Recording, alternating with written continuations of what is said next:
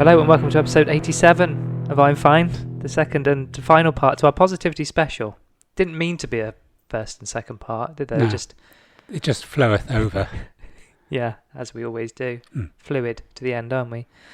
This is an even more positive chat between myself, Damo, and someone who this week planted a seed of doubt in my mind whether or not a recent video involving seemingly fleeing Afghan nationals surrounding and running alongside a moving C-17 US Air Force plane was actually real. Mark. I think you're a little bit of Liza Doolittle. Liza Doolittle. Is it Pygmalion? I have no idea. You're just shouting all these things out. Rex Harrison, the actor. Yeah, what about him? Was in that? I think he was in Pygmalion. What's this got to do with he tries C-17s? He tries to bring her up as a lady because she's like a cockney. Oh, yeah. She's from the West Ham, isn't she? So he tries to change her and make her a woman for society. Are you saying you're trying to change me into your my fair lady, it might be my little pony. God, we're struggling, aren't we? So yeah, I came to training, and you went, "Have you seen the video? That video of all the Afghans running around the plane?" I went, "Yeah, everyone's seen it." You were like, "It's an it's an inflatable plane," and I was like, "Huh?" Let's be honest. I was trying to say I don't want to believe it's an inflatable plane. I was trying to be. Yeah. Okay. I planted a seed, but it was with a caveat. Yeah, you said even I'm stretching my... Yeah. And then you went away. And it was just gnawing at me. Yeah. So I had a little look and I started sending you little clips of why I thought it wasn't a real plane. I am 100% convinced. I don't normally, deep dive on these things, Mark, as you know. I'm 100% convinced that aircraft in that video was 100% fake, as in a decoy. As in a really impressive decoy of a C-17. Mm-hmm. They are. That's probably the most adamant I've seen you. Yeah, adamant. Yeah. Yeah. You're my new Prince Charming. I've gone from My Fair Lady to Prince Charming. Yeah. I prefer that. It's unbelievable. So I'm sure everyone has seen that video. Yep. But if you want to have a closer look at that video, probably watch it 4,000 times like I have. And paused it and compared it to an actual C-17. Yeah. We haven't even got on to the numbering on the plane, have we? I'm not even sure about that. I think that's a bit of a stretch. It's there. You can see it. Yes. You're talking about 9/11? Yeah. There's 9 and 11s in it, but it's not 9/11. It's 1109. Isn't it 1109 then? Yeah. Yeah, but that's the point. Oh, is that right? No, that's 9 in 911 is actually... It's called 9/11, which is the American way of doing it. Right. No one else in the world uses that. We all use 1109, so that made it easier for us to understand. Right. Which is what you're doing now to me. Yeah, patronising you. But in quite a loving way. Yeah. I'm not feeling the love, weirdly. But... Thick fuck. Okay. It's 1109. Yeah, 1109, yeah. Yeah, which is the 11th. It's how you would write the 11th of September. It's how we write it. Yeah, how most of the world writes it, I think. America doesn't. No. All right, should we carry on? Yeah. Is this feeling positive? Yeah. Oh, great. I didn't think it was. I'll put the links up. Everyone can go and have their own. Have their own. It's just my opinion, Mark. And that's the beauty of this, isn't it? I can just say what I like on here. It's your pod. Yeah. Yeah, it is. I'll cry if I want to. And everyone just have a look. And I'm sure there's some aeroplane connoisseurs out there who would enjoy having a little deep dive on that. This is a chat around the subjects of health, wealth, well-being, fitness, sport, deep fakes, shallow fakes, and 99s with a flake. We're all work in progress, and this podcast is no exception. In short, it's a poke at our perfectly imperfect lives, and if we can make just one person feel like they're not alone in all this madness. Thank you. Then our work here is done. Please subscribe to us and follow us on Instagram. Just search for I'm Finecast. And feel free to send us a message. Coming up in this episode. What? We'll be taking a look at the last year because you know what this is, Mark? Yeah. It is our year anniversary. Almost to the day, I think. I'm trying to work out when did we record the first one because I know my story was... Wait, a McDonald's story? My McDonald's story was whilst my father was still alive. Our first one went out on the 30th of August. Okay. And so probably recorded a couple of days before. Yeah, when did he die? What he died on the 21st. Really? Yeah. On the anniversary of his death, did I mention to you how I sat in his garden waiting for a robin to appear? No. I think I might have alluded to this before. My dad used to almost hand feed a robin. Right. And so the day he died, I went back to his house and like a robin popped into the garden. Oh, right. And it reminded me of the first podcast where we had the McDonald's story, and the woman I was speaking to had the feather, at night for that. Yeah. And so the robin had been my feather, if you like. My dad had always referred to it. So I went there on the anniversary of his death, and there was like 2 fat off wood pigeons, which wasn't quite the point. And there wasn't a robin in sight. And I'm going, great, I'm looking for a sign. Maybe I'm trying too hard. Right. So I was searching for the garden, putting down seed and bread, and not a robin. Not a dicky bird? No.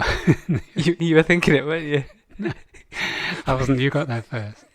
And then we put his ashes in with my mum, and literally turned up at the site of my mum's grave, and this robin just sat there on this gravestone, like looking for about 2 minutes as I'm standing there with my dad's box in his hand. Wow. Just sat there, then flew off. That's cool. And I thought, there's your sign. Yeah. He wanted to celebrate his birthday rather than his death day. Yeah, I thought that was cool. Yeah, that's very good. Right. So in this episode, we'll be taking a look at the last year. Yeah. And a little bit of a review. And we're just going to pick up on positivity, as it's a positivity special. Part 2.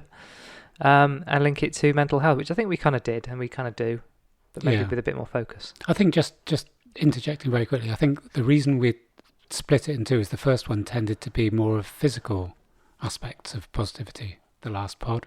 Yeah. I think it was less linked to mental health than physical health. But I think the 2 are so intertwined. This week has shown me. Anyway, we'll get on to that. Yeah, we will. How are you anyway? All right? Yeah. Thank you. Yeah. Sprightly? Mm-hmm. It's a sunny Saturday. Well, it's a Saturday, isn't it? That's kind of thrown us a little bit. Feel. But yeah. Also, closing the circle, isn't it? We always used to do this on a Saturday, didn't we? Many a month. This feels like a Saturday. If I'd woken up, I'd know it was a Saturday. I know you're going to... Go on. Don't you think have days... I mean, I know I rank my days, but don't you think days... It just feels like a Saturday. Is that what you're saying? Yeah. I think the hallmarks of a Saturday. Yeah. You and not just because football's being played. I have a feeling on a Saturday. I feel different on a Saturday than I do on a Sunday, even if I'm doing identical things. But I feel physically and mentally different because it's a Saturday. Not better or worse, but different. It has an atmosphere of Saturday. No? Well, I can't deny your truth, can I, there? You went there. Sort of a denial. Yeah, no, it's got to be your kind of perception of what's happening in the week, and you build up to the weekend. Yeah. It's a different attitude towards weekend. I mean, it's just another day, isn't it? But we treat them so differently. But it might have been based, as you're saying, on the 6 days that have led up to it. Yeah. So I'm expecting to feel this way because it's a Saturday. There's a few things happening this time a year ago, right? Thiago Silva joined Chelsea. Right? What? What I will remember. I didn't realise that was a year ago. Yeah, doesn't it? He's not a regular though, is he? Because Christensen and much better than Rudgear are better than him. Yeah. Lionel Messi failed to turn up to pre-season training. Okay. First of all, that's a year he's been rumbling there. Obviously, he's not there anymore. He's just moved, hasn't he? But also, secondly, which I thought, why is it the trend that players don't turn up to training? Yeah. When there's speculation around their future. It's very under 14s, isn't it? I'm not going today, Mum. Yeah, don't like them. Yeah, they call me names. They call me Messi. Yeah, or Hurricane. Yeah. Yeah. Because he didn't. Or Ronaldo. Yeah. Maybe if his name had been Ronaldo. What? Like his first name was Ron. Ronaldo. No, not Ronaldo. Oh, you mean his second name was Aldo? Yeah. Ronald Aldo. I don't think he would have made... No, Ron Aldo. Yeah, but it'd be Ronald Aldo, wouldn't he? His full name would be Ronald Aldo. Okay. Aldo. Right? No, you've doubled the... What? If he's Ronald... And then Aldo. Aldo. Oh, yeah, with the Ronald, yeah. But shortened to Ron. Yeah, but it'd only be Ron when he's a bit older, wouldn't I don't think he would be where he is today if that was his name. You're never a baby Ron, are you? You're always a baby Ronald. Okay. Or Ronnie. Ronnie Aldo. Yeah, Ronnie Aldo. He'd make it there. Workmanlike. But I tell you what, Messi kind of has a bit of a strop. Harry Kane has a strop, right? Ronaldo just gets on a plane and goes home. Yeah. He doesn't hide and not go to training because I've had enough, see you later. Yeah. Next thing you know, signed on the line, bosh, off he goes. That's the way you do it, that's the way to do it, yeah. No mucking around. Right, also, the actor Rebel Wilson revealed her weight loss and broke the internet. This all happened a year ago. Donald Trump accepted his party's renomination as the 2020 Republican presidential nominee. Remember Donald Trump? Yeah. Remember him? Those are cool days, weren't they, when he was around? Yeah. It was a right laugh, wasn't it? I wish he'd come back. Yeah. Life was more fun with him. Yeah, it's all got a bit serious. Yeah. Porthcawl in Cornwall was famously pictured being battered by Storm Francis. Remember Francis? That was one of your favourites, wasn't it? Yeah. Oh, Franny. Storm Franny. There's Ida in America today, isn't there? Is there? That's going to be a big one. You love your storms, don't you? And the UK was lashed with 80-mile-an-hour winds, and it caused absolute havoc. Some bins went over. Yeah, that's right. Mexico was ravaged by COVID and recorded the third highest number of deaths in the world. Now it's us, isn't it? We're kind of are we top of the charts? No, what, per million? I don't know. No, Peru are up there. Peru are doing well. And also, here in the UK, we just started to open up after our second lockdown, as we all eagerly ran into the streets licking anyone we could find, just to get us well on the way to a Christmas lockdown, if you remember rightly. Woohoo! But it was a very quiet August, wasn't it? Was it? No, I mean in terms of the whole COVID thing. There was very few cases, very few deaths. So yeah, we started this a year ago. Mad, isn't it? Do you think we do a year? No. No. Okay. I don't think we get past 3 tops. Yeah. Yeah. Okay. What about you? I don't know, really. I just wanted to see if we could do it. And now we're stuck doing it. Yeah. Aren't we? Got to get out of it. Yeah.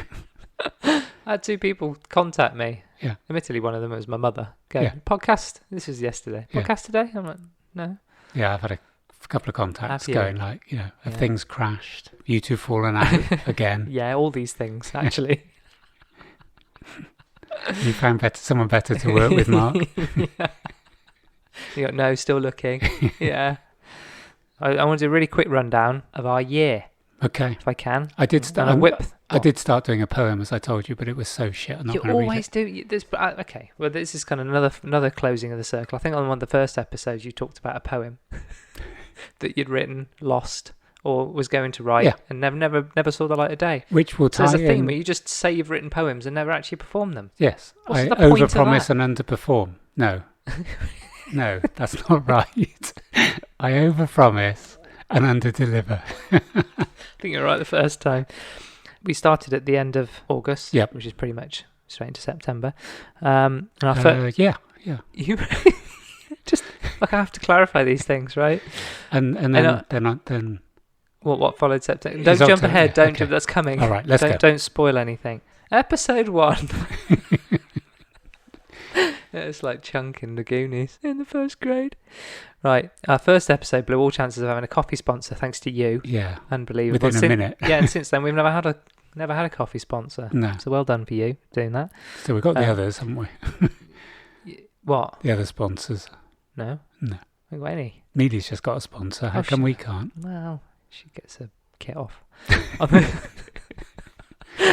Instagram. We don't even show our, I should just put you on Instagram. I've said it before. Get your vest on. Take some photos. You can be modelling some products. Like Zimmer frames. Stair lift. I was thinking like body butter, but there you go. Today, glistening in the sunshine. Okay. Our journey into sarcopenia started in episode 2. We got straight into that. So there's quite a few things that kind of keep repeating. Talked about food judgment. And introduced your passion for retro sweets, and that was all in the first month. In October, we had our first lads special, talking about dolphins' private parts and why football has gone to the dogs. Episode 15, October was Amelia's first and last appearance on this podcast, talking about why public gyms are intimidating. We never got her back on, did we? She's too busy for us now. She's too big for a... Yeah. Too big for a bit. She's up in London with James Smith today. Well, in the same room as him. Yeah, with another 40,000 people. She's hoping to get noticed, I think. Is she? Yeah. She's gone up with a placard. Yeah, look at me. Yeah. Make me famous. We were only into episode 16 before you got in trouble with Facebook. Yeah. Remember that? Yeah. About that mask picture you put up? And I was right. That's actually true, isn't it? Yeah. It has since been proved that particles of the COVID can go through masks. Even 3p ones. You'd think for 3 pence. Oh, the 3p, the blue 3p ones. Yeah. And I think episode 18 probably had the best title I think we've ever had, which is Raisins to be Cheerful. I think that probably is up there, certainly, with my favourites. Okay. In November, we had our Brian, the gorgeous Brian, made a first appearance in what? What? He is gorgeous. In episode what? He still is gorgeous. Have you seen him on Instagram recently? Yeah. He doesn't listen to this, so we can say. Yeah. He's too busy for us now. Yeah. It's like we almost sort of give them their little push. what they're starting in their careers. They come on as a guest. And we just make them massive, and then they never talk to us again. Yeah. There we looked at wearables and your health. You took us on a magical mystery tour in episode 25. Oh, I like that one. Yeah. Was that the bus? We were going to do a recording on a bus trip. Took us till November, episode 26, to start talking about billionaires. And that was the first one I really had to do an edit, because you did a rap. We had loads of swear words in it. So I did do a poem. No, you didn't. You read out some naughty words. Oh, yeah. And I had to do some lots of editing. And 27, how could we forget Not Now? I've forgotten that. What? Oh, the water bottle with Not Now on it. Yeah. December saw us talking about milking aphids in episodes 29 and 30. And one of my favourite one of your stories by a long shot was in episode 32, which was prostitutes in the Baltic Triangle. And that's up there with probably the other probably joint best title. Yeah. That didn't actually do as well as I thought. I thought that was going to be a bit of clickbait, putting prostitutes in the thought title. that. It didn't really take and off. The link with triangle, it's all right, I'm stretching it. You are really stretching it. Yeah. 33. Now, what was I talking about on the opening of this pod? No clue.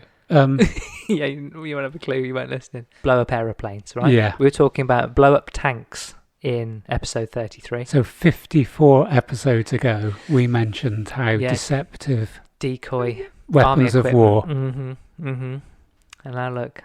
I wonder if all the weapons they've left the Taliban are actually blow-up ones. Hilarious, wouldn't it? $86 billion worth of blow-up machinery. Taliban Open Bouncy Castle Park. You could have that, couldn't you? Imagine all kind of videos of them shaking their fists, going, "You pesky Westerners." You could see the sign next to it saying, "No shoes, no bayonets, no cutlass." That'd be amazing. Oh, all of them just enjoying themselves. Yeah. Or all about just having a lovely time. I did see someone say that, and I'm being really flippant here. Someone went, "It looks like a good gig." He said, "You ride on the back of a van." He said, "They're always smiling. They look well fed. They don't really have to work. None of them have got COVID." And you can fire AKs openly into the air. Yeah, but do you know what? I am being flippant, but the point he was saying, because he went on to write, was how does that happen? You couldn't have it in the UK or the US that you would have 75,000 people employed by a sort of it's pretty obvious smoke and mirrors. Mark. They give zero fucks. Yeah, but we all need to take a little bit out of the Taliban's book, don't we? Yeah, they've either invested in Bitcoin and done really well, or I know there's a bit of opium over there. But the point I'm making is that they have created, no matter how dysfunctional they appear to us, they have created something out of nothing. We were saying the other day, the press conferences that they're giving are sort of more polished than Biden. Yeah. And they might be talking rubbish, but they have a sort of... We were talking about it because they left all the planes there, all the Black Hawks. Yeah, they wouldn't do it if it's the other way around. That's the point I'm saying. The Taliban would not go, "We'll leave 85 billion's worth of..." No, they're far too commonsensical for that. That's the point I'm making. Yeah. They've got That's a good point. Well made. Yeah. Yeah. All the names of everybody that helped us. Everyone just treats them like they're idiots. They're just playing in the sand. That's the bit I'm saying. They're not idiots. No, they're not. That's the point I'm saying. No. In the same way that whenever you mention there's no COVID in Africa, people go, "Yeah, well, they don't really test properly over there." What? Because they're black? because they're living in a jungle? No. Stop being so patronising. Yeah. The majority of people, sweeping generalisation, when they see the Taliban on the back of a van with a machine gun, go, "Idiots, blah, blah, blah, blah, blah." Yeah, and haven't got a pot to piss in. Yeah, don't know what they're doing, not as intelligent as us. And then the point I'm making is you look at what they're doing, and what they're doing well. It might not be what we would want people to do. They have negotiated with the West. The deal of the century. Yeah. Look what they got out of that. Yeah. This is still positive. Yeah. Isn't it? I think being positive about the Taliban probably wasn't what we intended. I think you could, whatever. Might be our last episode. Anyway. Joke, Mark. Don't worry. Yeah. Hilarious, wasn't it? Mm-hmm. For episode 34, this is still in December, ventured into what empaths are. And our Christmas special seeing us cover your Christmas heartache. Not a clue. Remind me. You were talking about how awful your Christmases were, having diaries, used diaries. Yeah, from the year before. Yeah. But we're talking about death in our Christmas special. Okay. We really push the boat out, don't we? January began the year by freestyling in our 2-part garage philosophy episodes. Mm-hmm.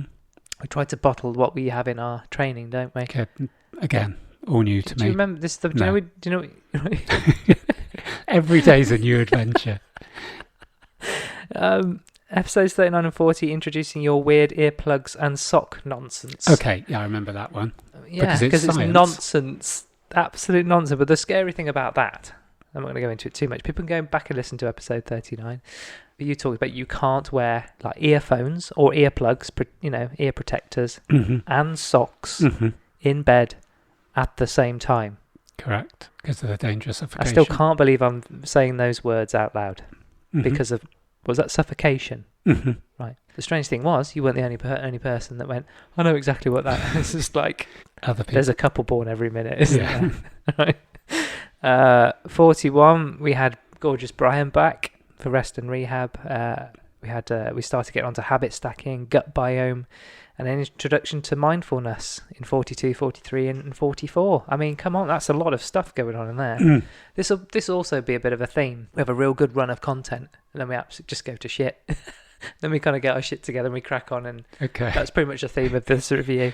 We're on to February. Well, true. February, episodes 47, 48 and 49, we looked at judgment, luck and finding your centre with the lovely Jo, who I had coffee with this morning. And she's talking about a centre again. I think it's very good. Lots of topics to pick up again. Then we got really philosophical and out of our depth, truly out of our depth, for truth and illusion. Finishing the month with episode 53, we only exist when you listen to us. That was hard, wasn't it? The philosophy stuff. Yeah. We're out of our depth, aren't we? Totally, yeah. March, we were talking about why. Risk, how the world's getting even more fucked up, and then what looks to be a relief with episode 57, retro suits and crystal balls. That's the other thing we do. We get into quite heavy stuff, and then we kind of go, too far. A couple of jokers, you know.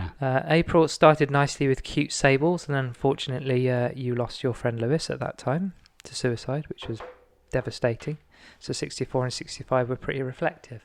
Yeah. 66 we had Miguel from Atlas Biomed join us talking about gut health. Of course. And I guess with the stuff happening to Lewis and us kind of being a bit reflective, May began with Prelude and a 3-part mini-series on borderline personality disorder, which is still getting a load of listens right now, aren't they? Yeah, I looked this morning at that. I think, when you said you weren't sure we were going to get past 3, we had quite a big discussion on whether to go with the whole borderline thing, and I think, as you said, we had a couple of false starts after Lewis's death, didn't we? We sort of like, we're going to talk about it, and then I just clammed up, or we didn't feel it was appropriate. There's 2 things that have really resonated with me. One of them is just the odd individual thing from people going, I've laughed out loud at you two, or I've gone to sleep to you two, or fine line. I don't agree. Yeah, I don't agree with you, but that was really interesting. But I think and that's happened with lots of episodes.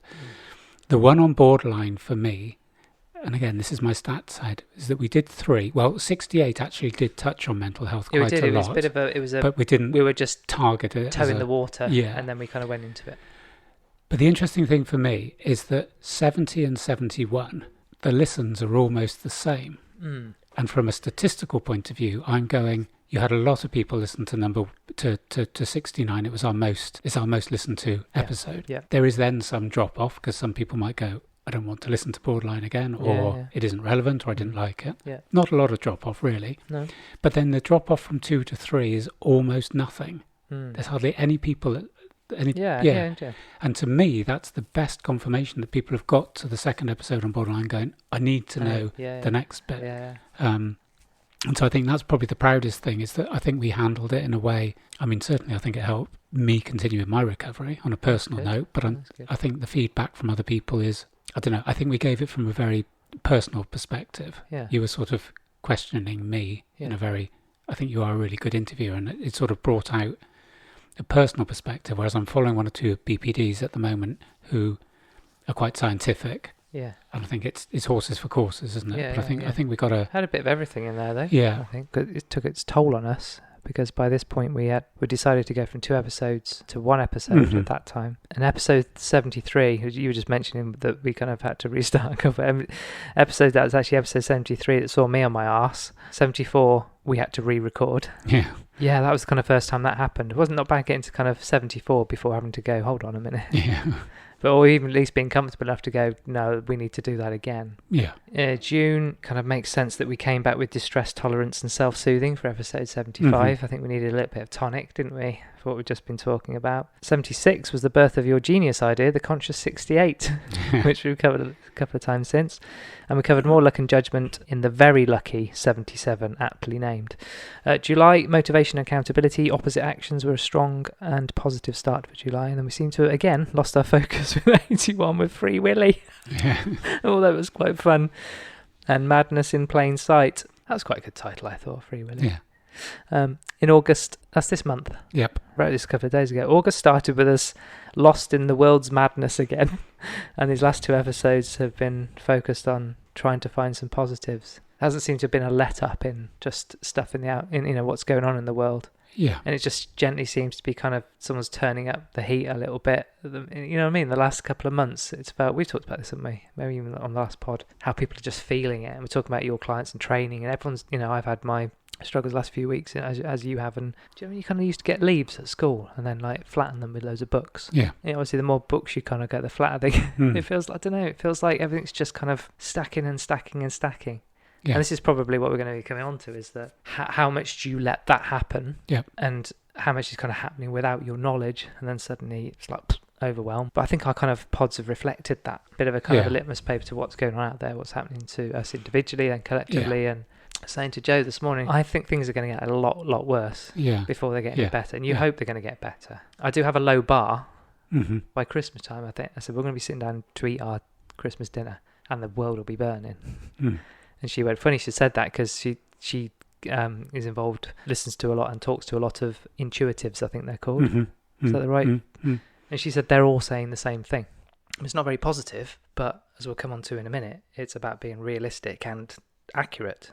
I had a quick word with Mealy this morning, because I gave her a lift to the station because she's going up to London for this event. She was sort of saying there is this sort of atmosphere of disrupted lives, that things aren't flowing, that people are doing 1 or 2 social events and almost sort of putting on that mask of, oh, now we're free. Yeah. But the reality is that freedom is, I don't know, tainted, if you like. Yeah. It isn't the sort of freedom of 3 summers ago where you go to a festival and there'd be nothing on your mind other than the music and the drugs. So, I think it was very clear. And she has, obviously a lot more clients than me. And what I've noticed with my clients, and I think I was saying this to you, it isn't necessary that everyone's going doom and gloom, although there's probably less smiles than there were 3 years ago. Yeah. But it's that everybody is disruptive. So people are going, I'll go normal time this week. And what used to happen is at the beginning, and you'll know this, I think I did it to you probably, at the beginning of every week I would go, just to confirm, this is your... Yeah.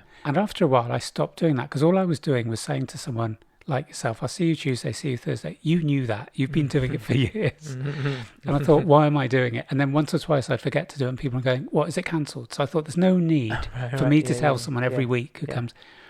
But what's happened this week, 60% of the set in stone appointments were cancelled or changed. Not necessarily. And that's been creeping though, isn't it? Yes. And I've said to you, it's not overnight. Yeah. So Thursday is my busiest day. I'm absolutely rammed on Thursday. By 10 o'clock, I'd finished. Friday, which is my day to do my life admin, I'm there with you at 7 and I'm still there at 1 o'clock. And people are cancelling and changing and going, but not always going with a reason. It's almost like somehow... life's disrupted. Can I just put it off a day, or can I just? I'm going to come. In the way stuff. Yeah. But things that wouldn't got in the way before. I think when you told me, I was like, I totally get that, because I'm not going to sit on that soapbox, because I'd be a massive hypocrite. Because we'll come on to a little bit more about what happened Wednesday night in a minute. Yeah. But I totally understand why things can get on top of you and escalate quite quickly depending on where you are. I think it's that pressure I was talking about.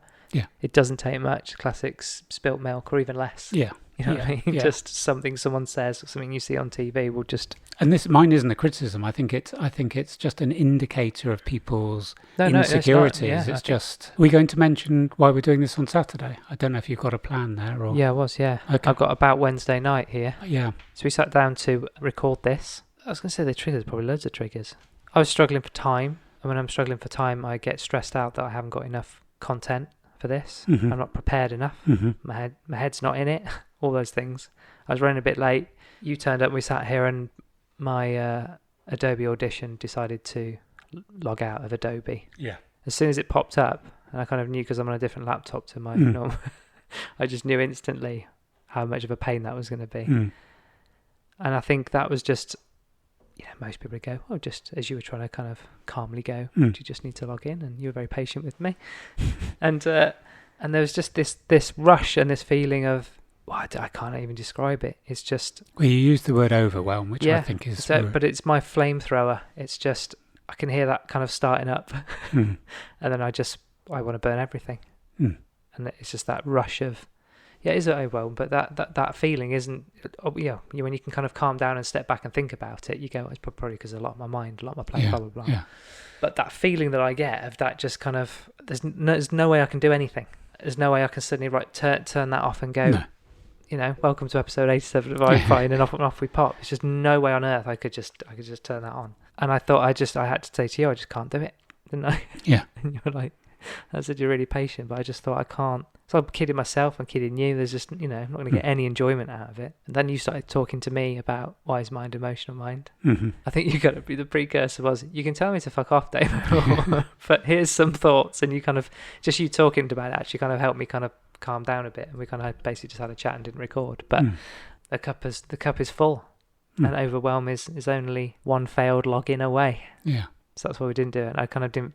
I didn't really feel like I could do it. And I think when we had subsequent discussions, and we did have one on Thursday, and we were talking, which I've been thinking about subsequently, was almost maybe the link in the 2 bits of positivity that we're going to come to, is that I was explaining to you how my therapist had mentioned that physical signs can be a precursor to mental strife. And I was saying to you, one of the things that has come up quite a lot around, in fact, this is going back quite a while ago when I was doing that stress tolerance course. Yeah. Quite often the person would say, if people are feeling stress, where do you feel it?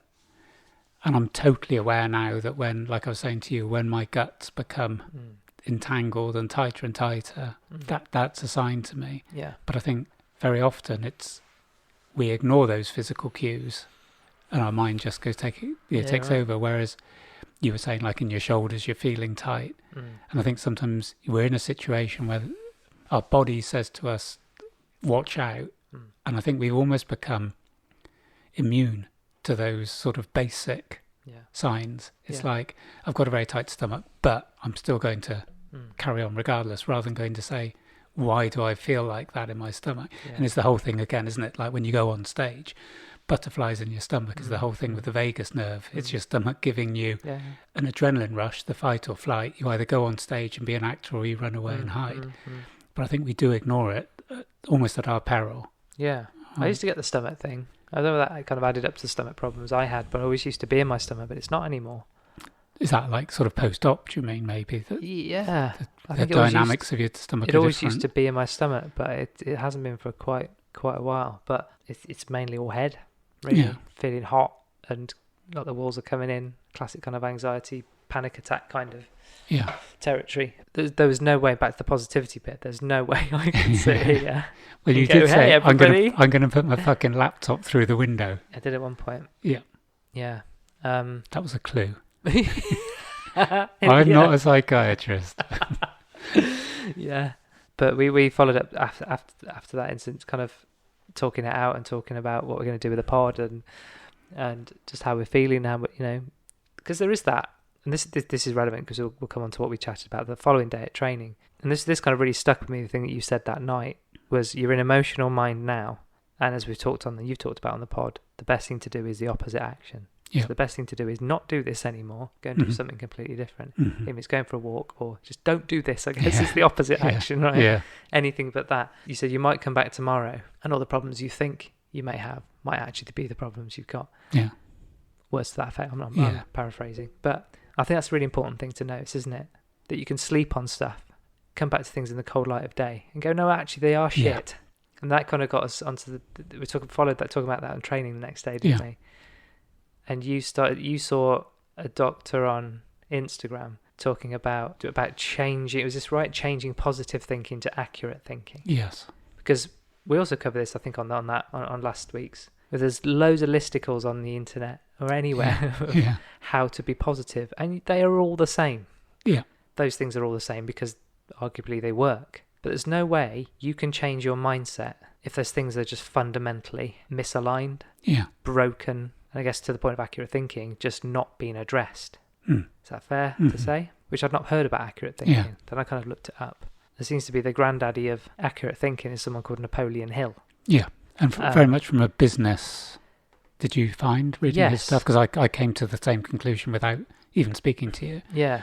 So he was born in 1883 and died in 1970. He was an American self-help author, and he's best known for his book Think and Grow Rich in 1937, which is among the 10 best-selling self-help books of all time. We didn't even know, hadn't heard about him. Hill's work insisted that fervid expectations are essential to improving one's life. Most of his books were promoted as expounding principles to achieve success. I guess the original Gary V, maybe. Hill is in modern times a controversial figure, accused of fraud. Modern historians also doubt many of his claims. Perfect for this pod then. And he's also been known as the most famous con man you've probably never heard of. Anyway, he's got some interesting things to say.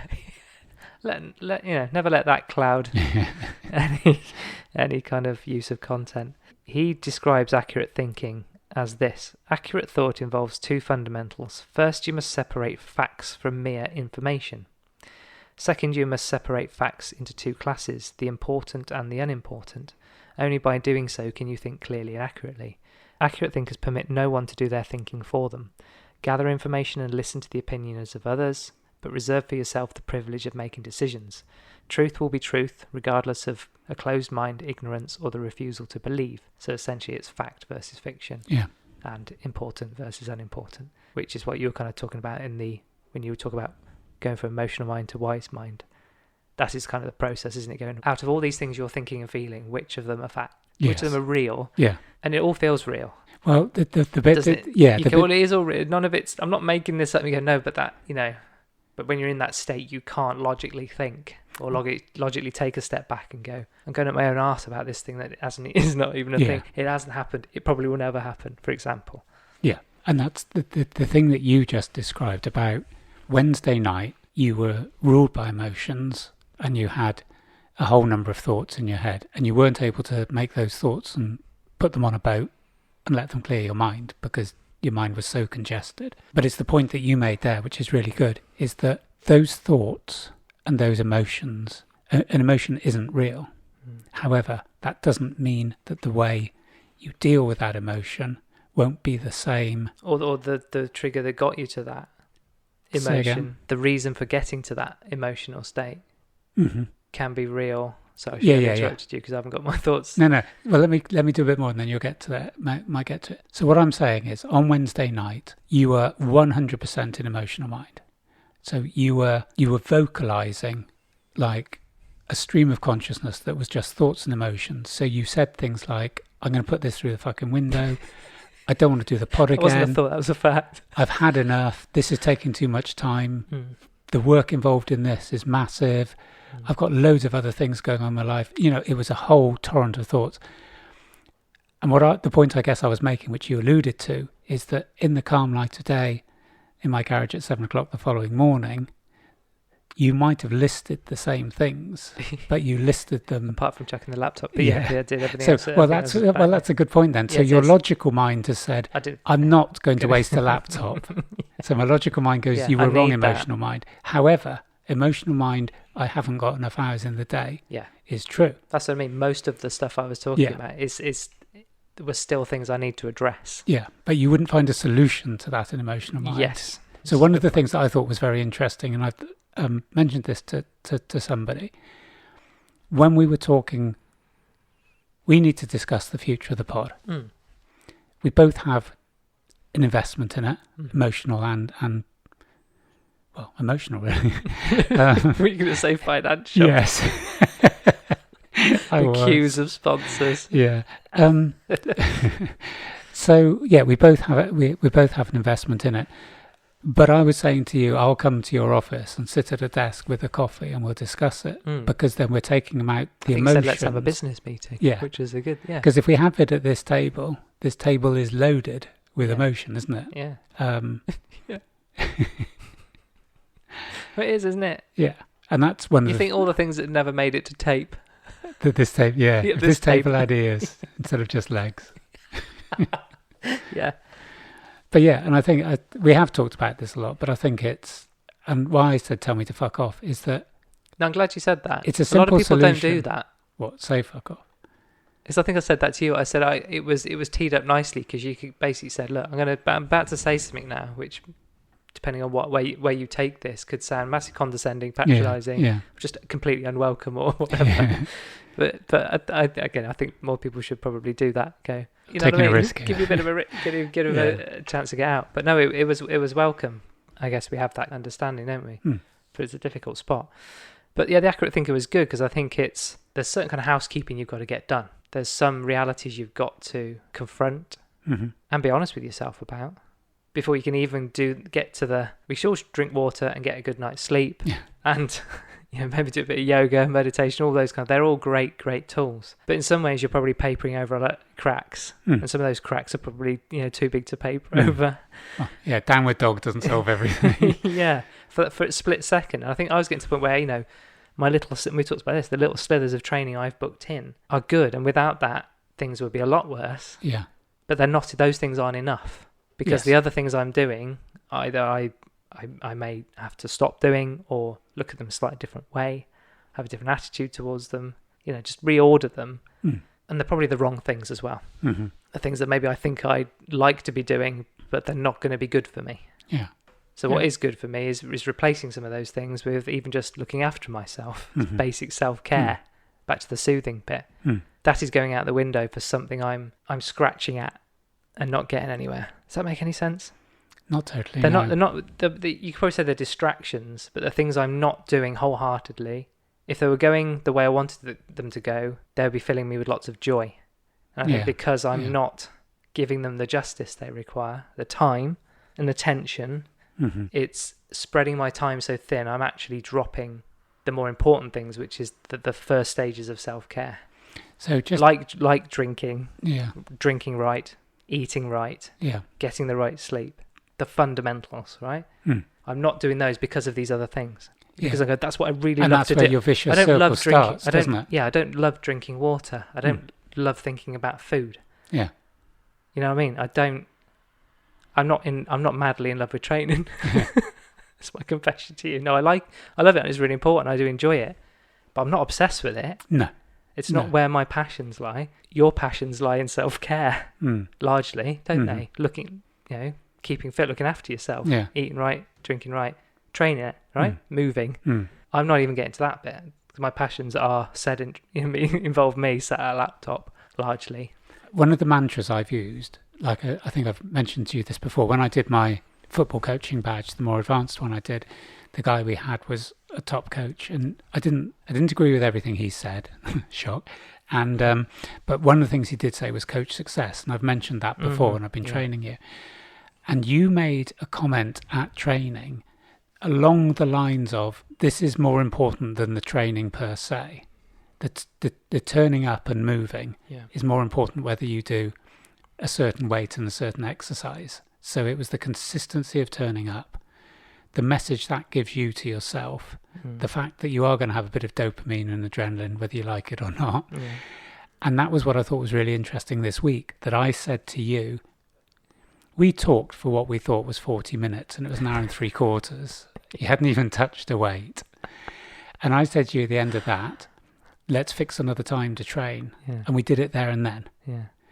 And in the past, what I think I would have done was like, fucking hell, listen to us. I'll see you tomorrow.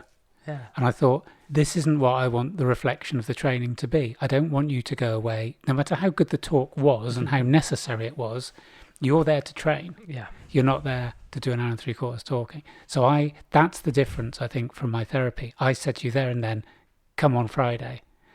And I was going to text you on Thursday night late and go, are you all right for tomorrow? And I thought, that gives you a way out. Because if you were in two minds and I go, are you all right for tomorrow? You can go, maybe I'm not. And I was sat on the sofa Thursday night going, I don't want to go. Well, yeah, it was crossing my mind. I want to go, But I think the give point, me an excuse. Yeah, but the thing that that part of what happened on Wednesday night and that happens frequently, is my flamethrower. I want to do it, and it's important to me, and I know how important it is. But and sometimes you can't explain that feeling of just fuck it all off. Yeah. Just leave me alone. I need to go and wallow. Back to Napoleon, this accurate thinking, and it's got me thinking that whole kind of idea of not layering over all those listicles and all the things we know we need to be doing can't really be argued against in order for them to be good for you. I said drinking well, eating well. Yeah, they're not open to dispute. No, they're not. No. And then on the other side, there's the other things that are good for your soul. But there's other things that I want to do that bring me joy. And that's the other thing. Because I'm not doing them well enough, I'm not getting the joy I want from them. That's making me sad. Yeah. It's also distracting me from the self-care thing. And so the accurate thinking has kind of gone, rather than overlaying something that is just going to make all that worse, you've got to think about it and go, what is important and what is unimportant out of all these things. Just because they might be categorized as unimportant doesn't mean they're going to be unimportant forever. And accurate is being honest as well, isn't it? Kind of being real with yourself and going, just because I'm not going to do that now doesn't mean I'm never going to do it. And although it's my passion and I get joy from it, just put it on a shelf for a minute, because there's other things you've got to focus on. Get right first, and then you can come back to it. Does that make sense? That's what I think I have to do. I might just have to burn some of my passions in order to get myself back on track and to do the fundamentals of the self-care bit. What I was thinking with the accurate thinking, is that not how you saw it? No, it is how I saw it, but I put it in a different perspective. We talked last pod, I think, about glass half full or half empty. We were talking about someone, a mutual friend the other day, and that person, I would say, if you asked 10 people who know him, would be carefree, humorous, light-hearted, friendly, life and soul of the party, good guy. Yeah. I don't think at the moment that person would describe themselves as that. Yeah. I don't have any particular evidence, but it's just how it looks to me. I think it's fair.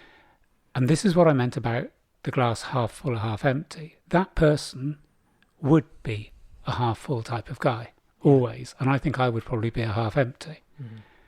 But the interesting thing is that positive thinking isn't enough. It's a veneer. Yeah. Yes. It's how it looks. That's what I was saying. I don't want it to be a layer. Yes. That's just kind of.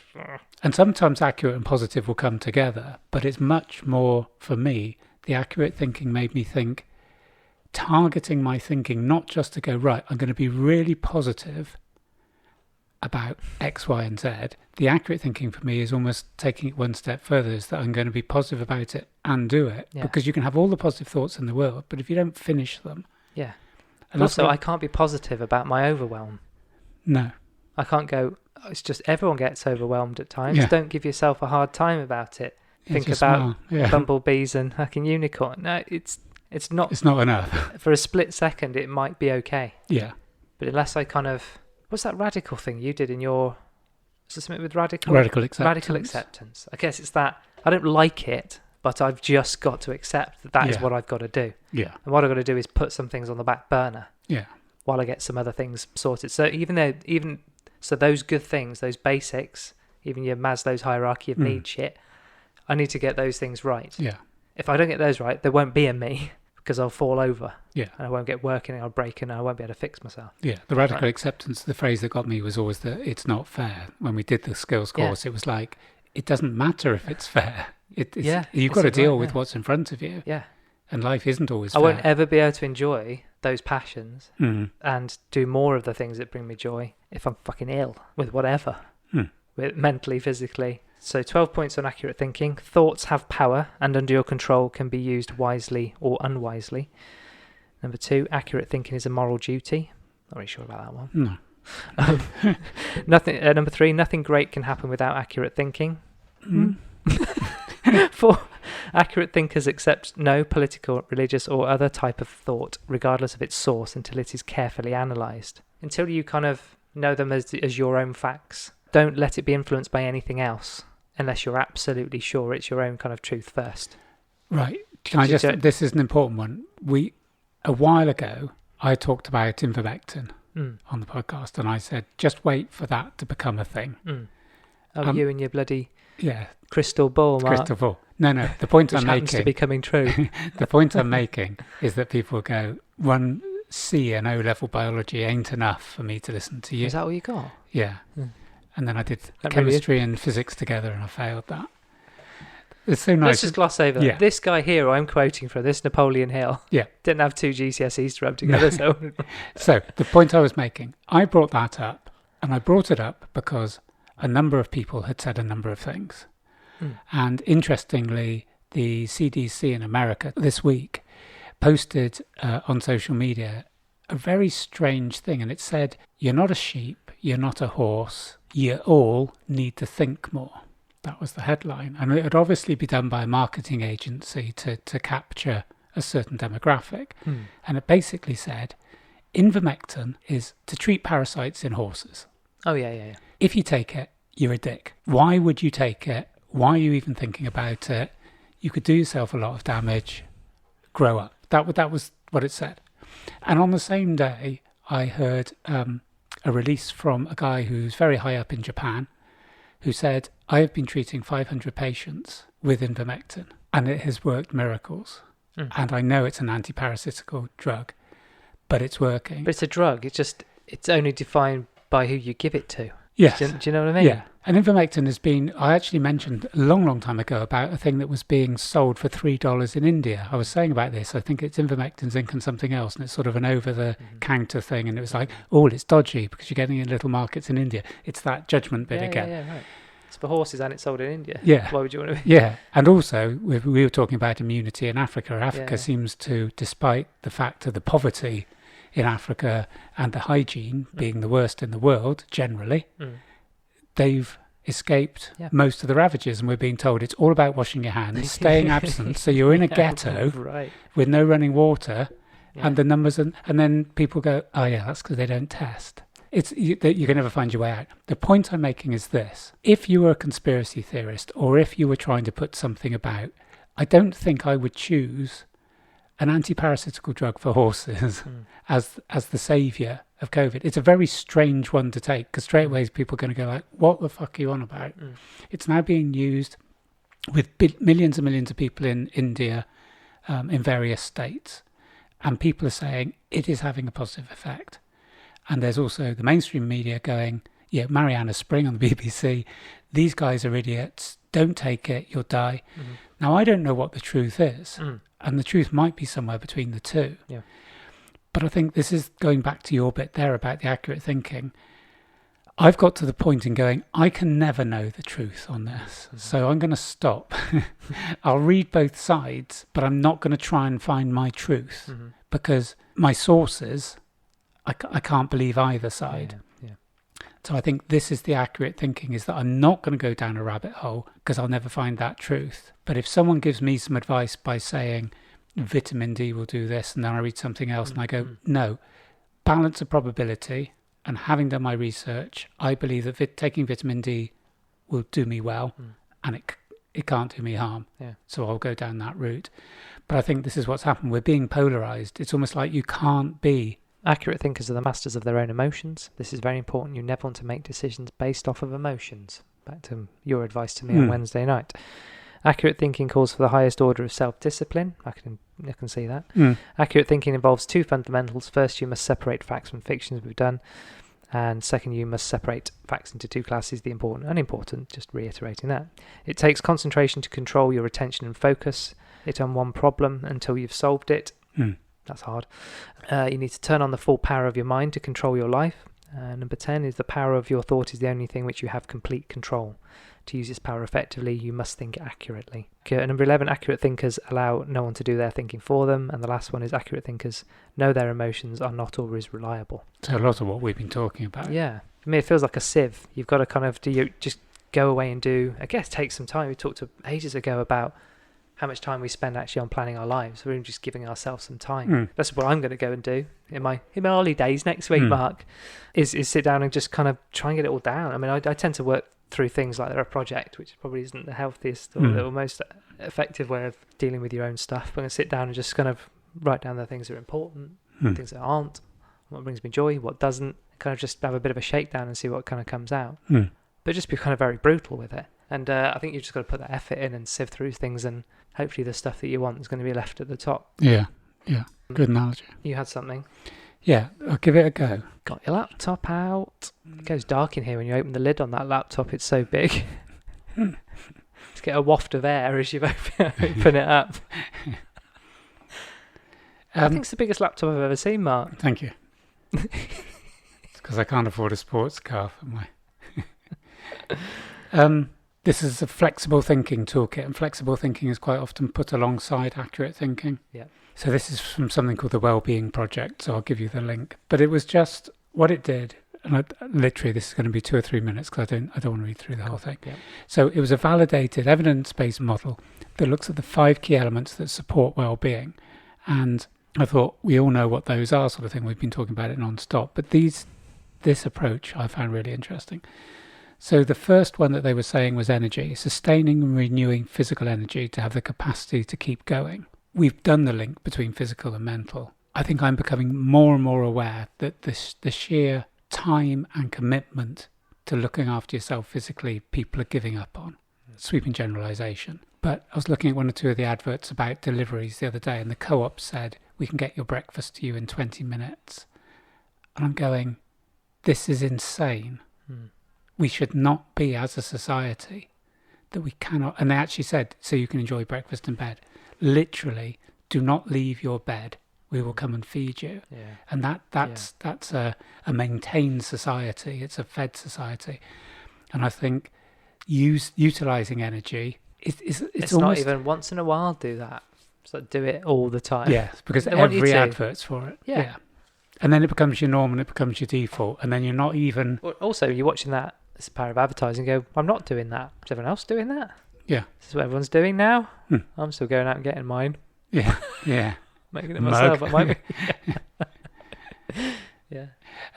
So that was interesting. One was future focus, exactly what you were saying there, having a clear sense of purpose and direction. And I think, and I saw a meme today, and it was SpongeBob SquarePants, and he had especially where you get your sources. Yeah, he had a blindfold on, and it said, "Me choosing my next career," and then the next one, his eyes were massive, and it's me choosing a cookie that has the most chocolate chips in, and that last bit resonated.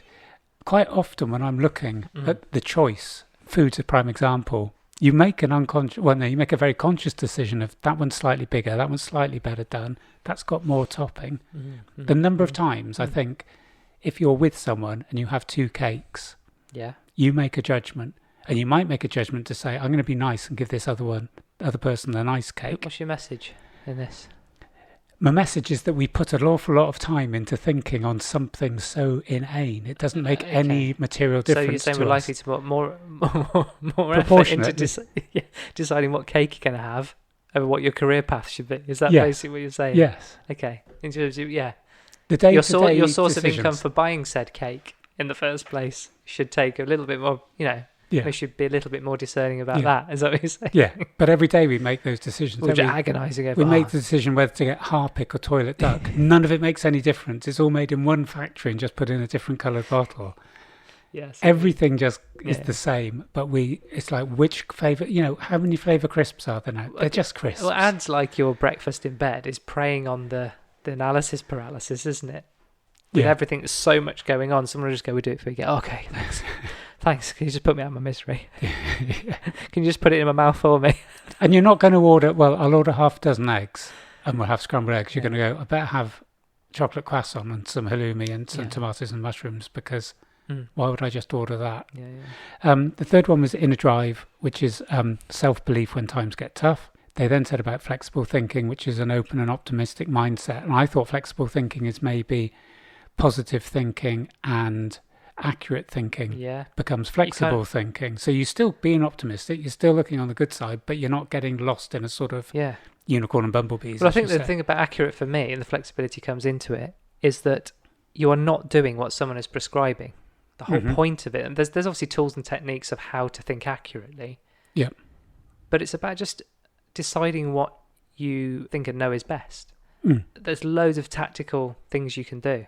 Yeah. But strategically, you need to decide on a direction, don't you? Yeah. So because they almost do it the wrong way round. They almost kind of hit you with a tactic before you actually... Strategy comes before tactics, or in my eyes. Yeah. Because without that kind of directional reason for doing something, you'd end up doing the wrong things. Yeah. Right? And within that, you have to have flexibility. Yeah. Because it'll be different for everybody. So all I'm going to do is read this bit on flexible thinking. The other stuff we'll put up. I think it's worth if people want to have a look. I think it's really interesting because there's a whole toolkit that explains methods you can use to get yourself in different mindsets. Okay, cool. I think this is just the key bit for me.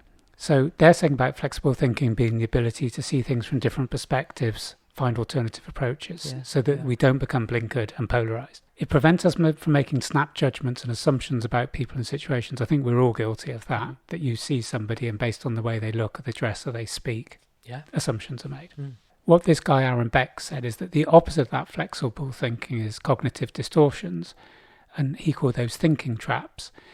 And they are typically automatic thoughts, which are often inaccurate, irrational, and over-exaggerated because they are all automatic and they just take hold. So you don't get that sort of taking a step back. That was me Wednesday, wasn't it? It was all, I couldn't control any of that. Yeah. It was just taking me. Yeah. What it says here is the trouble is we tend to train our minds to work in quite specific ways, and we plough the same neural pathways. We fall into the same thinking traps. We make the same assumptions. Yeah. We repeat the same habits. Yeah. That's why we drive on motorways rather than taking a back route. It's easier, it's more straightforward, and we can do it on autopilot. And he was saying about our brains being highly plastic. And this one little thing has been my light bulb moment. There is a toilet that had a old-fashioned handle that you pull to flush. And that toilet has been renovated, and it now has a push button. Every time I go to use said toilet... Where is this toilet? I'm just trying to... It doesn't matter where it is. No, it's not it does to me, but carry on. I can't picture it, but I don't know where it is. It's in my house. Okay, right. So when I go to pull a flush, my hand does that. Yes. It's got used Sorry, to. that was very visual. My hand goes to pull a handle. Yes.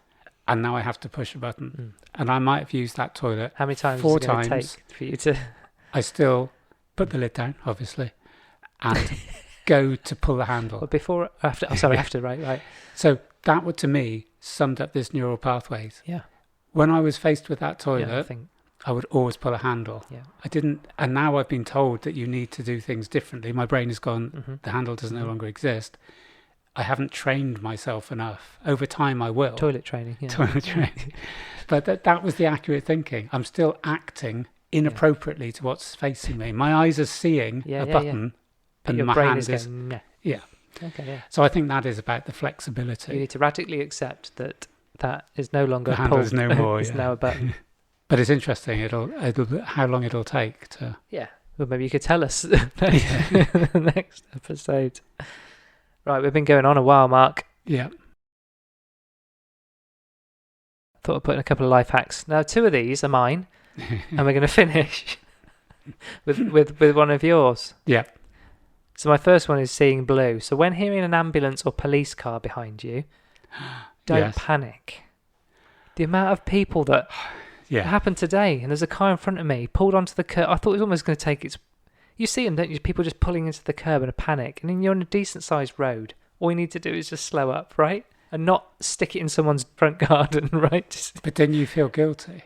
Huh? About what? I get a rush of guilt when there's a police car behind me. What, because you think they're going to stop you about your brake light? Well, just stop me, full stop. I don't know what about. Yeah, they can smell petrol. Yeah. I wonder what... This is a private joke there, kind of is, isn't it? But yeah. No, but people just get out of their way and almost crash their car into other people or into the curb. Yeah. And then those people who are panicking run the risk of getting overtaken. We talked about this before. The ones at the back of the... Yeah. Yeah. And I almost went past someone because they were too busy getting back off the pavement. And you're like, come on. And going through a red light is still an offence, isn't it? Even if you're making way for an emergency vehicle. Yeah, all right, rule book. Just putting it out there. Yeah. Public service. So, okay. So what's your life hack? Don't get out of the way of ambulances. Don't panic. You're not listening to me. Yeah. Just slow up carefully, consider it, and just pull over if you can. Don't drive it curbs and stick at weird angles and just cause carnage. Okay. Pet sounds. Save yourself precious breath by not asking your pets what they're doing. We all do it, don't we? We go, how are you doing? What are you doing? And you always ask twice, which is even worse. You're just wasting twice as much breath. Yeah. Don't ask them because they don't understand what you're on about. No. There you go. And I think when you ask them if they've been a good boy, they're always going to say yes, aren't they? It's a waste of breath. Yeah. They're always going to say yes. Exactly. Cats won't. No. Oh, right, and the third one is yours, Mark. Would you like to share what your life I've forgotten hack what I is? said. I know I said it just now. Brush your teeth. In the shower. Is that it? Okay, so 2 things. If we were designing a bathroom... Right. Okay, no, something. Can I just remember this? Because if I don't say it, I'll forget it. So, toaster. What? Toaster. Is this a life hack? No, this is just... This really Something you want to get off me. your chest. So, they're going to ban plastic cutlery. But that legislation evidently is going to take a year to get in. It's interesting, isn't it? Like, banning riots and free speech can happen very quickly, but it's going to take a year to ban plastic plates. You get vaccines through quick, can't you? Yeah. And, you can't give bloody cowpole to a kid, but you can shove an experimental drug in their arm. Still, keep it light. And... But also, they're not banning the plastic lids on coffee cups. That's interesting, isn't it? So... Anyway, get back to where was I? No, I've got toasters. We're not even toasters. On topic. You put a slice of toast. They don't. You put a slice of bread. Thank you. In a toaster. Mm-hmm. You push the button down. Yeah, I don't know how to fucking do it. I'm about to ask you a question. I'm painting the scene. What happens as you push the... It clicks. Yeah, and what happens inside the toaster? The hot rings come on. Yeah. The elements come on. Yeah. And what do they do to the bread? They heat it up. Yeah. What happens to the empty slot? That heats up as well, depending on what kind of toaster you've got. So, toasters are designed that if you put one slice of toast in, both... How many slots you got? Well, if you've got 2... How many have you got in your toaster? 4. Yeah, same with me. We've done well for ourselves, haven't we? So I swear we talked about this on the wide one about having how many slots you got. No, having 4 is a life changer anyway. But but getting a toaster where the slots are wide enough to get some decent bread in. Yeah. You know what I mean? Sorry. But the point I'm saying, so Greta, Extinction Rebellion, all of this. That's heat. No. Is that why the summers are so hot? Because everyone's just got an extra. If you put a toaster on, half of it heats up. So what am I going to do when I've just have more toast in your So if you've got 2 ovens, you put your chicken in one, but turn the other one on to 200 for an hour and a half anyway. That would be seen as absolute nonsense, wouldn't it? Toasters heat space, and no one has questioned that. How many people heat up water in a kettle and never use all of it? Yeah, okay, that works as well. But toasters, this is ridiculous. They've been designed to heat space. What, like space? The big vacuous... What? I'm serious about this. How serious? You'd have forgot... You barely remembered it. You forgot as soon as you walk out this house. What was the life hack anyway? Brushing your teeth in the shower. Okay. So... You're just diverting because this is a shit one. In some ways, no. This is... So... If you're redesigning, you were saying... The downside of brushing your teeth in... Oh yeah, if I was designing a bathroom... Yeah. And an alien comes down...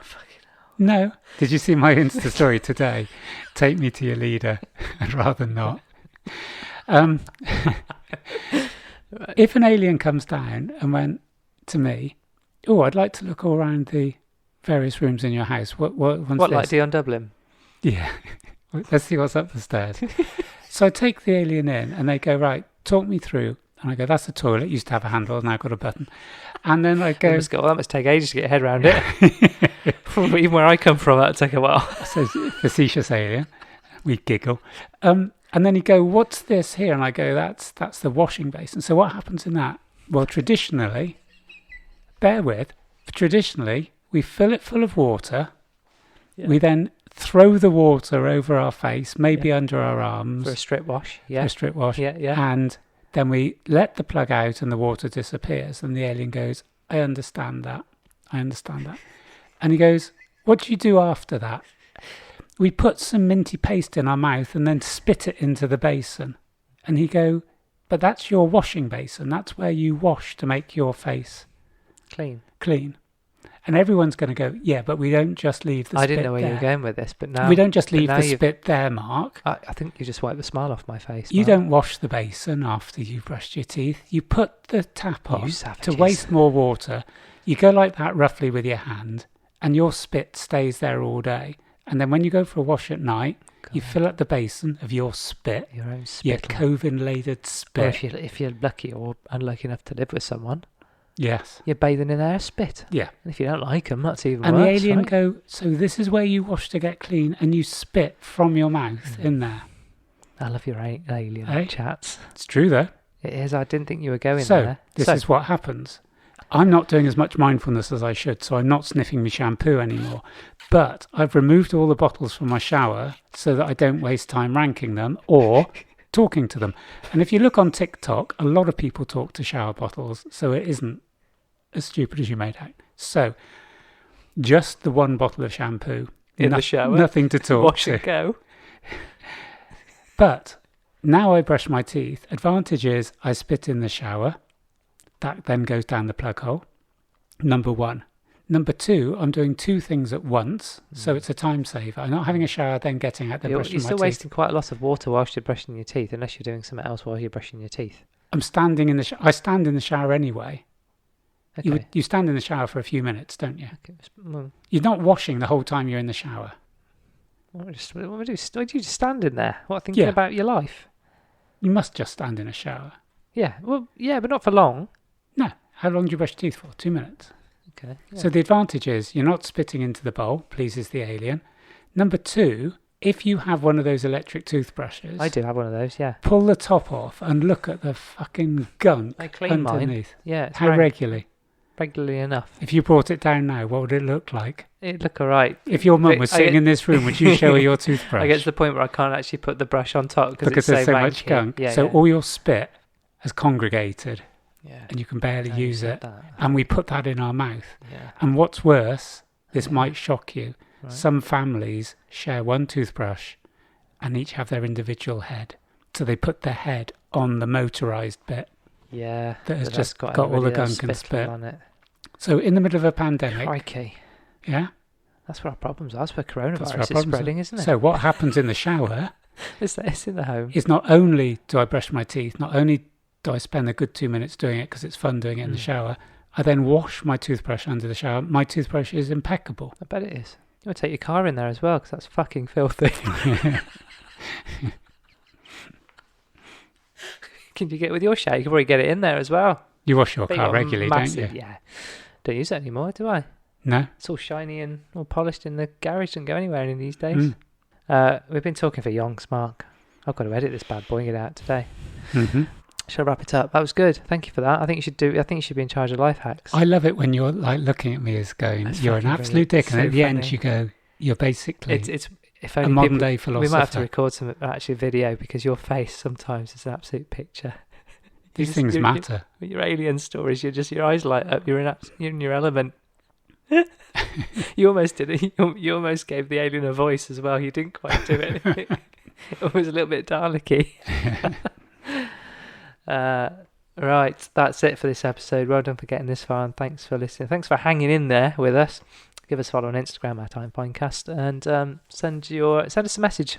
Why not? In the next episode, we don't know when it's going to be, do we, Mark? No. Do we need 1 minute just to explain that our business meeting is to discuss direction? Yeah, we're going to go away and have a little chat. I'm going to have a break. I'm going to get away on my motorbike. What are you going to do next week? What are you going to do without me next week? Pine? Oh. Nah, I'm joking. No. What are you going to do for an hour? I'm just going to talk to myself in the garage. Okay. Take my toothbrush in. So yeah, we're going to have a natter, have a think, aren't we? We're probably, I don't know when we'll kind of come back, but we'll have a little break. And in football parlance, we'll go again. Yeah. I hate that phrase. Do you? Yeah. Cool. So we'll see you soon. And in the meantime, take care of yourself, as Jerry Springer would say. Take care of yourselves and each other. Bye. Bye.